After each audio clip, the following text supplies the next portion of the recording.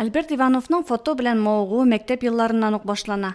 1963 елда Мәскәүдә чыгучы Юный техник журналында читтән торып фотога төшерергә өйрәтә торган студия ачыла. 10нчы сыйныфта укучы Альберт абый дусты Энгель Гәрәев белән әлеге курсларны тәмамлап, фотография буенча инструктор таныклыгы ала. Бу аларга пионерлар йортында эшләү хокукы бирә. Бер төркем яшьләр шушы мине игълан иткәч, фотокружок оештырыла.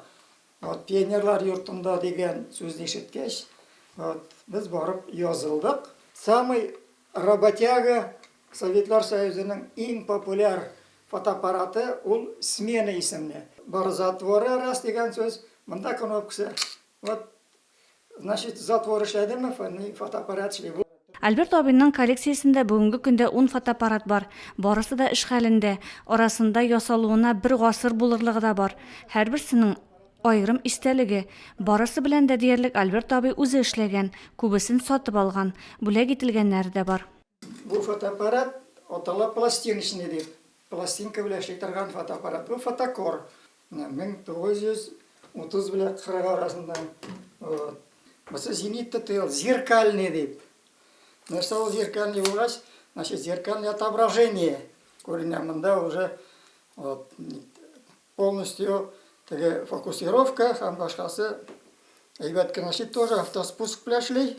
Фото ясау өчен кирәкле әйберләрне фото товарлары кибетеннән Казан шәһәреннән кайтартканнар. Айрым компонентларын сатып алып, үзләре дә ясый торган булганнар. Зурайткыч приборларын Альберт абый хәзер мәктәпкә китергән. Моның белән эшләп как узкопленочный, так и широкопленочный. Моның специальный ниләре бар. Теге içinde рамкалары улайта торган. Кирәк менә монда кадровая рамка, үзендә инде менә 6-9 икән шулай.